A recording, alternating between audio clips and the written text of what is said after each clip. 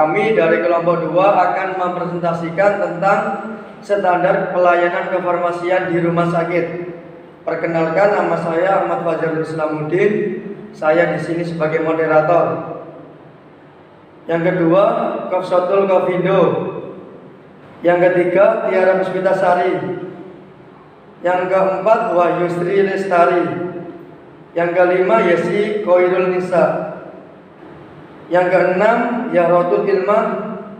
Dan yang terakhir, Friska Evanur Diana. Untuk penyaji yang pertama, kami persilakan. Dalam Undang-Undang Nomor 44 Tahun 2009 tentang rumah sakit dinyatakan bahwa rumah sakit harus memenuhi persyaratan lokasi, bangunan, prasarana, sumber daya manusia, kefarmasian, dan peralatan.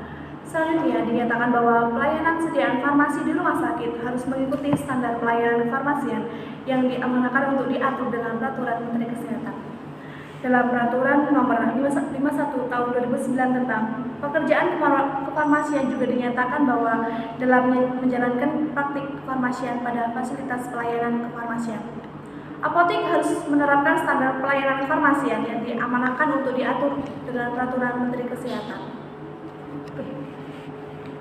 Pelayanan kefarmasian di rumah sakit meliputi 2 kegiatan, yaitu kegiatan bersifat manajerial berupa pengelolaan sediaan farmasi, alat kesehatan, dan bahan medis habis pakai, dan kegiatan pelayanan farmasi klinis. Kegiatan tersebut harus didukung oleh sumber daya manusia, sarana, dan prasarana. Pengelolaan sediaan farmasi.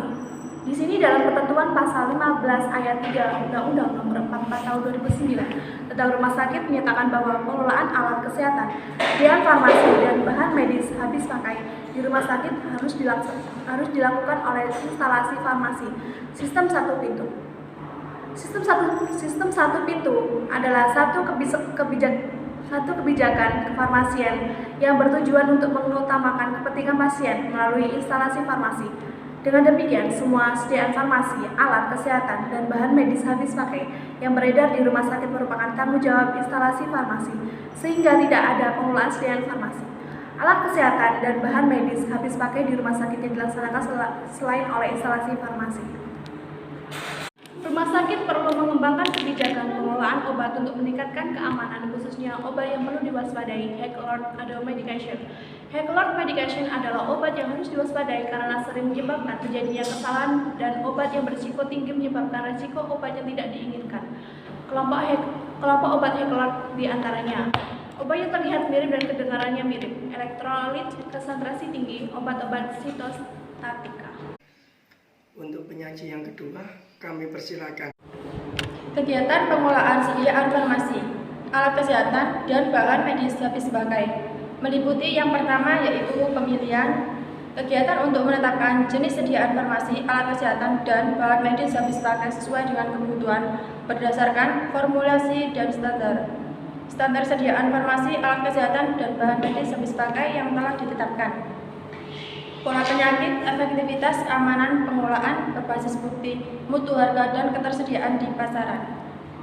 Yang kedua yaitu perencanaan kebutuhan, merupakan untuk menentukan jumlah dan periode pengadaan sediaan farmasi, alat kesehatan, dan bahan medis habis pakai sesuai dengan hasil kegiatan pemilihan untuk menjamin terpenuhnya kriteria tepat jenis, tepat jumlah, tepat waktu, dan efisien. Pedoman perencanaan harus mempertimbangkan yang pertama yaitu anggaran yang tersedia, penetapan prioritas, sisa persediaan, dan pemakaian periode yang lalu, waktu tunggu pemesanan, dan rencana pengembangan. Yang ketiga yaitu pengadaan, merupakan kegiatan yang dimaksud untuk merealisasikan perencanaan kebutuhan. Hal-hal yang perlu diperhatikan dalam pengadaan sediaan farmasi, alat kesehatan, dan bahan medis habis pakai antara lain. Yang pertama yaitu bahan baku obat harus disertai sertifikat analisa. Yang kedua yaitu bahan berbahaya harus menyertakan material safety dataset atau MSDS. Yang ketiga yaitu sediaan farmasi, alat kesehatan, dan bahan medis habis pakai harus mempunyai nomor izin edar. Yang terakhir yaitu masa kadaluarsa minimal 2 tahun kecuali untuk sediaan farmasi, alat kesehatan, dan bahan medis habis pakai tertentu. Untuk penyaji yang ketiga, kami persilakan. Pengadaan dapat dilakukan melalui pembelian. Hal-hal yang perlu diperhatikan dalam pembelian yaitu 1. Kriteria sediaan farmasi, alat kesehatan, dan bahan medis habis pakai yang meliputi kriteria umum dan kriteria mutu obat. 2. Persyaratan pemasok. 3. Penentuan waktu pengadaan dan bahan medis habis pakai. 4. Penentuan perencanaan pengadaan sesuai jenis jumlah. Produksi sediaan farmasi. Instalasi farmasi dapat memproduksi sediaan tertentu apabila yang pertama, sediaan farmasi tidak ada di pasaran. Kedua, sediaan farmasi lebih murah jika diproduksi sendiri. Ketiga, sediaan farmasi dengan formula khusus. Keempat, sediaan farmasi dengan kemasan yang lebih kecil. Kelima, sediaan farmasi untuk penelitian. Keenam, sediaan farmasi yang tidak stabil dalam penyimpanan dan harus dibuat baru. Sumbangan. Seluruh kegiatan penerimaan sediaan farmasi, alat kesehatan dan bahan medis habis pakai dengan cara sumbangan harus disertai dokumen administrasi yang lengkap dan jelas. Instalasi farmasi dapat memberikan rekomendasi kepada pemimpin rumah sakit untuk mengembalikan atau menolak sumbangan hibah yang diterima jika tidak bermanfaat bagi kepentingan pasien rumah sakit. Untuk penyajian keempat, kami persilakan. 4. Penerimaan merupakan kegiatan untuk menjamin kesesuaian jenis, spesifikasi, jumlah, mutu, waktu penyerahan, dan harga yang tertera dalam kontrak atau surat pesanan dengan kondisi fisik yang diterima. 5. Penyimpanan. Penyimpanan harus dapat menjamin kualitas dan keamanan sediaan farmasi, alat kesehatan, dan bahan medis habis pakai sesuai dengan persyaratan kefarmasian. Stabilitas dan keamanan sanitasi, cahaya, kelembapan, ventilasi, dan keamanan. Metode penyimpanan dapat dilakukan berdasarkan kelas terapi, bentuk sediaan dan jenis serta disusun secara alfabetis dengan menerapkan prinsip first experience first out atau FEFO dan first in first out atau FIFO. Disertai sistem informasi manajemen. Rumah sakit harus menyediakan lokasi penyimpanan obat emergensi untuk kondisi kegawat daruratan. Tempat penyimpanan harus mudah diakses dan rumah sakit harus dapat menyediakan lokasi penyimpanan obat emergensi untuk kondisi kegawat daruratan.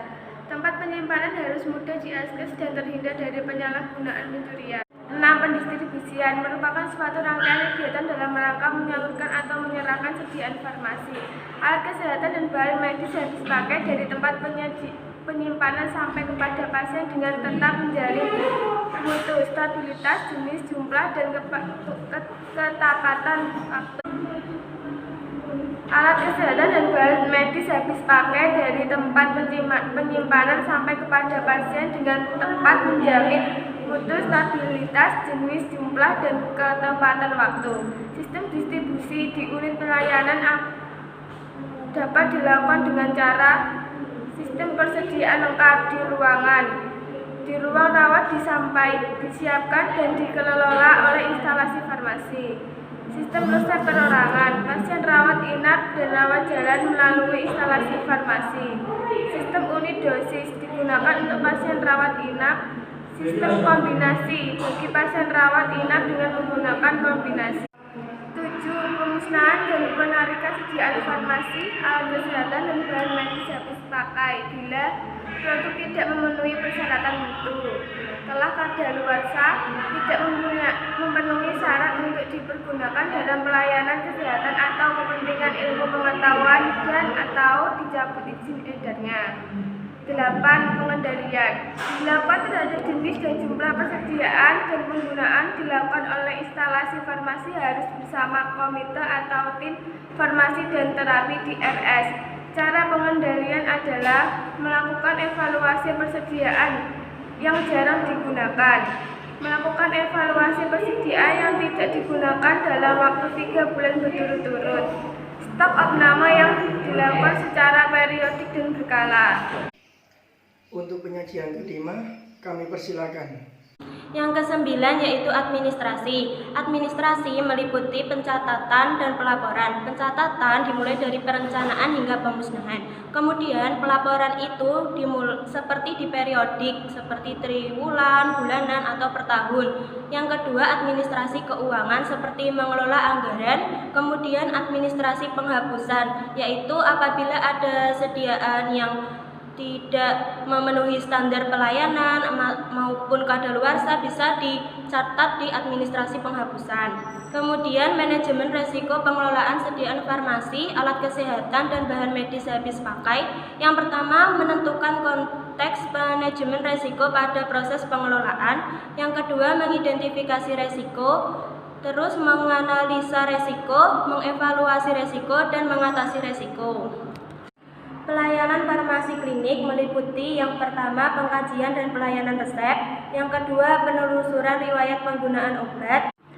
Pelayanan farmasi klinik meliputi yaitu satu pengkajian dan pelayanan resep, yang kedua penelusuran riwayat penggunaan obat, yang ketiga rekonsiliasi obat, yang keempat pelayanan informasi obat atau PIO, yang kelima konseling, yang keenam visite, yang ketujuh pemantauan terapi obat atau PTO, yang kedelapan monitoring efek samping obat atau MSO, yang kesembilan evaluasi penggunaan obat, yang kesepuluh dispensing sediaan steril, dan yang terakhir pemantauan kadar obat dalam darah.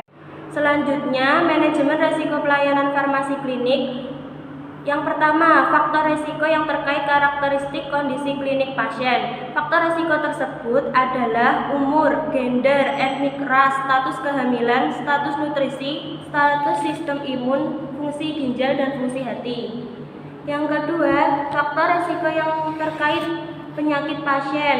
Ada 3 faktor, yaitu tingkat keparahan, persepsi pasien terhadap tingkat keparahan, tingkat cedera yang ditimbulkan oleh keparahan penyakit. Yang ketiga, faktor risiko yang terkait farmakoterapi pasien, yaitu profil reaksi obat tidak dikehendaki, rute dan teknik pemberian, persepsi terhadap toksisitas, rute dan teknik pemberian. Untuk penyajian terakhir, kami persilakan. Sumber daya kefarmasian. Sumber daya kefarmasian terdapat 2 sumber daya manusia dan sarana dan peralatan. Sumber daya manusia, instalasi farmasi harus memiliki apoteker dan tenaga teknis kefarmasian yang sesuai dengan beban kerja dan petugas penunjang lain agar tercapai sasaran dan tujuan instalasi farmasi. Sarana dan peralatan, penyelenggaraan pelayanan kefarmasian di rumah sakit harus didukung oleh sarana dan peralatan yang memenuhi kebutuhan dan perundang-undangan kefarmasian yang berlaku.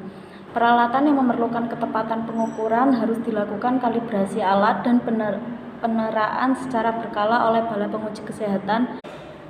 Fasilitas utama dalam kegiatan pelayanan di instalasi farmasi terdiri dari ruang kantor atau administrasi, ruang penyimpanan sediaan farmasi, alat kesehatan dan bahan medis habis pakai, ruang distribusi sediaan farmasi, alat kesehatan dan bahan medis habis pakai, ruang konsultasi atau konseling, ruang pelayanan informasi, ruang produksi, ruang aseptik dispensing, laboratorium farmasi, dan ruang penyimpanan nutrisi parenteral. Mutu pelayanan kefarmasian. Pengendalian mutu adalah mekanisme kegiatan pemantauan dan penilaian terhadap pelayanan yang diberikan secara terencana dan sistematis, sehingga dapat diidentifikasi peluang untuk peningkatan mutu serta menyediakan mekanisme tindakan yang diambil. Melalui pengendalian mutu diharapkan dapat terbentuk proses peningkatan mutu pelayanan kefarmasian yang berkesinambungan. Kegiatan pengendalian mutu pelayanan kefarmasian meliputi perencanaan, pelaksanaan, tindakan hasil monitoring dan evaluasi, penilaian ulang kualitas pelayanan kefarmasian,